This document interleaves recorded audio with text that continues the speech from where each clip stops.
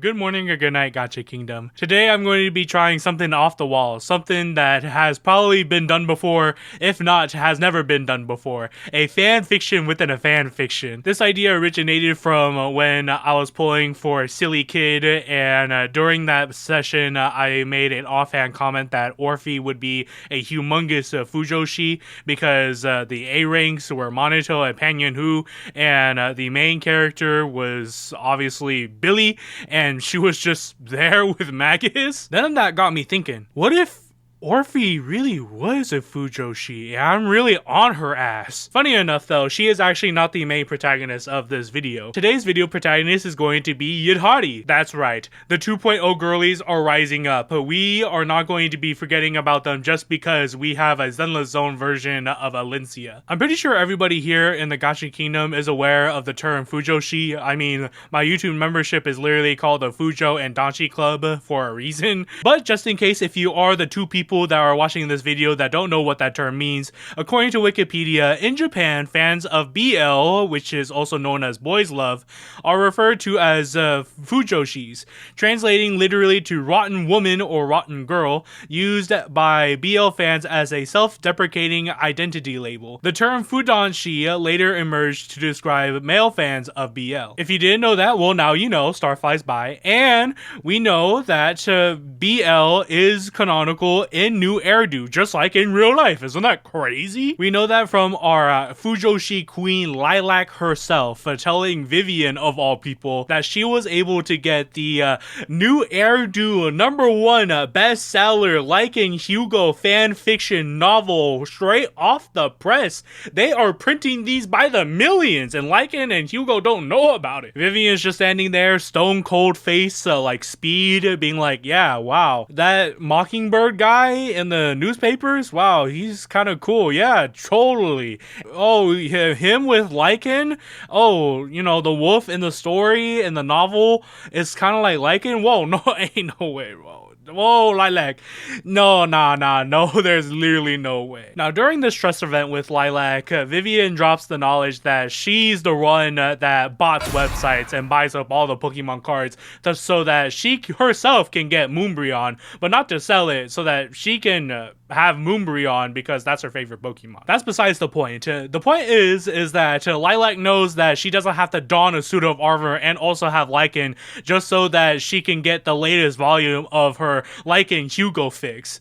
She just has to rely on Vivian to snipe her a couple of volumes of the Definitely Not My Brother and Definitely Not My Brother's Ex hooking up still canonically in real life, the fan fiction. And I don't think it's too far of a headcanon stretch to say that Lilac would put Vivian on some different shit because Vivian would be like, I don't know, that's kind of weird, G. But then Lilac's like, okay, but what about like a big strong man versus like also very strong sleeper build twink?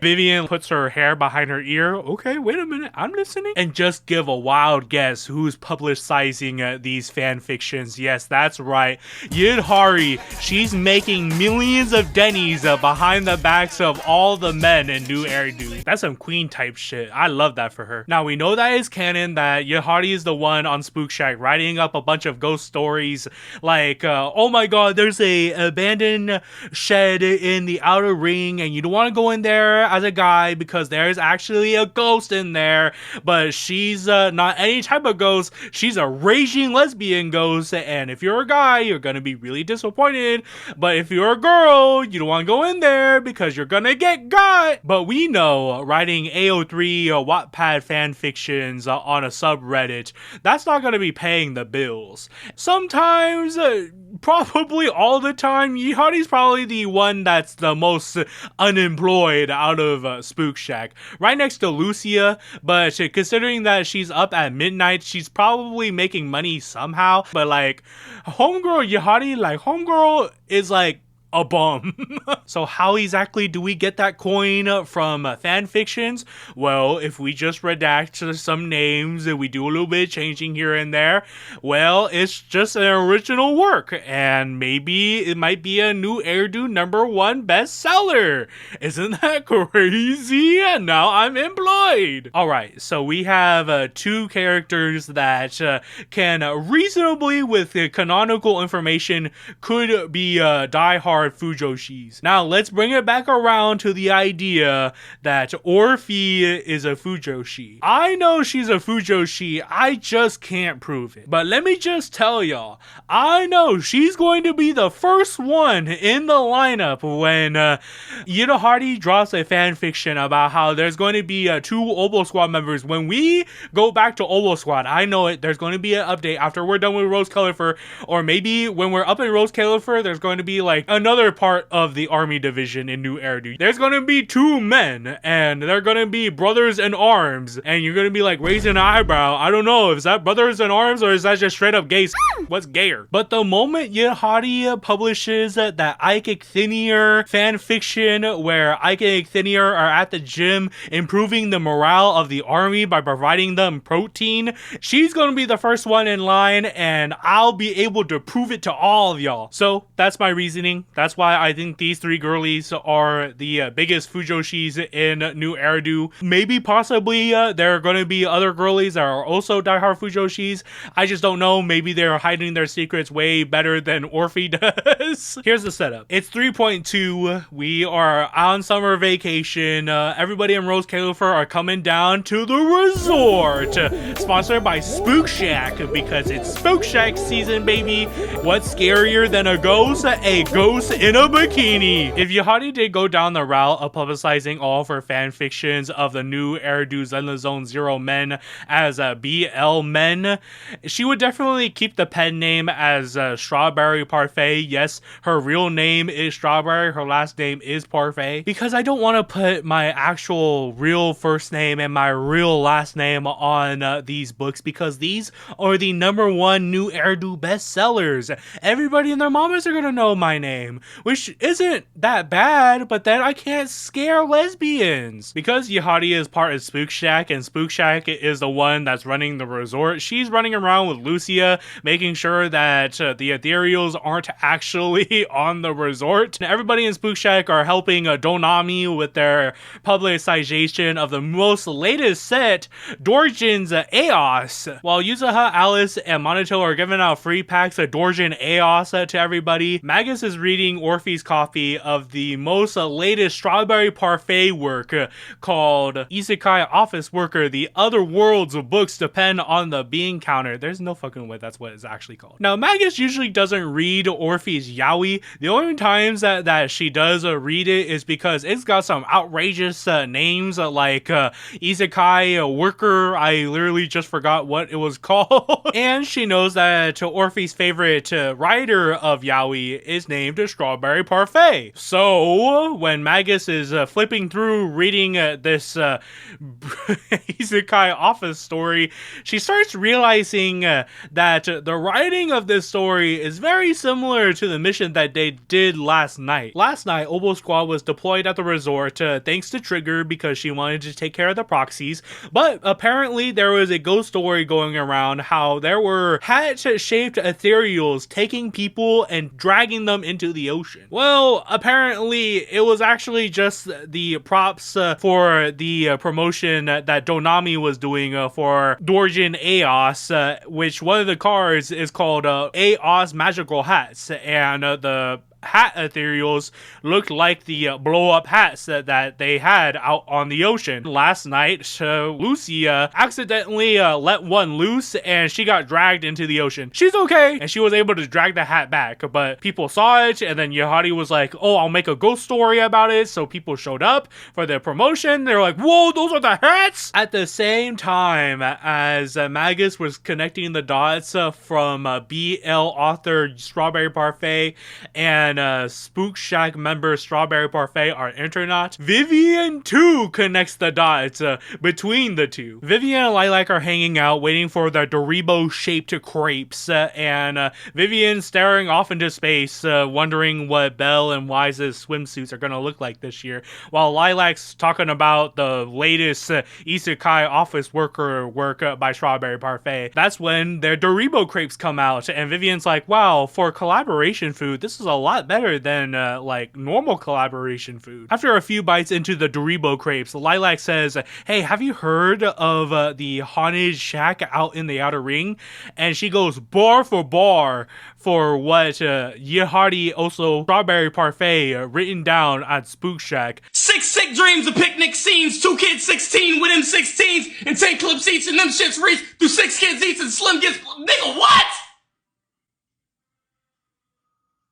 Vivian's eating her Doribo crepe and pondering after Lilac is done, and she's like, wait a minute, Lilac, can I see where you got that story? And Lilac's, yeah, sure. Pulls up Spook Shack, Internaut, and boom, right there, Strawberry Parfait, baby. Lilac, I know that we had an itinerary of what we wanted to do on the beach today, but I just suddenly had a urge to go to every single cafe at the resort because I have a feeling that if we do, we're going to meet a legend. This is where the scene cuts to a Strawberry Parfait being eaten by yidhari if I did have the budget to animate this, and yidhari's like, wow, just because I'm eating a Strawberry Parfait, that automatically profiles me as Strawberry Parfait on Internet and also Strawberry Parfait, the BL writer. Well, girls, you're correct. I am Strawberry Parfait. Vivian is like absolutely like sobbing, oh my god, Strawberry Parfait, wow, you're like a second hero to me.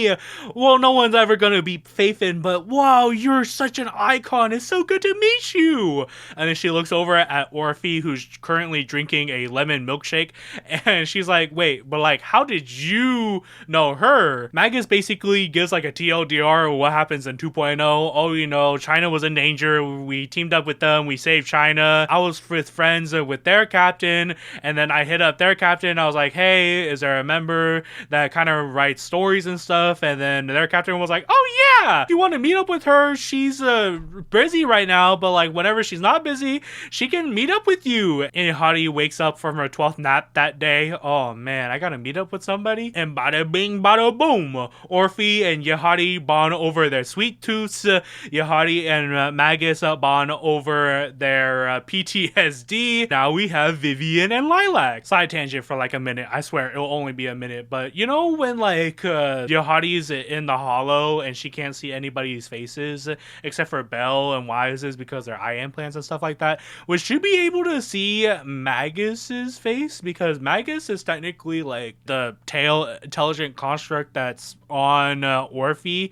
Like, would she be able to see Magus and then be like, oh well, that's Magus and Orphie, because if that's Magus then that obviously has to be Orphie? Or would Magus's face be really blurry too, and then it would just be really weird because there's like a blob flying around one of the other blobs, and she's like, well, it has to be Magus and Orphie because there's only one faceless blob that flies around like that I know. Lilac is sitting right next to yidhari, and Lilac's like, oh my god, I totally get having like a different pen name. Whenever I post online, instead of Lilac, I go by Lampusha Annabelle Phantom Heen Lilac. You still have Lilac at the end of your name, girl. Lilac ignores her, and she's like, how do you get your inspirations for your BL works anyways? Like, I understand how you get your inspiration for your ghost stories, but how do you do it with BL? Well, inspiration strikes me everywhere. I mean, just look at the sushi restaurant across from us. I'm not the only one enjoying a Strawberry Parfait. Orphie, Magus, and Vivian turn around in their booth seat while Lilac adjusts her glasses. This is where I would describe how Lighter will look, but we all know what Lighter looks,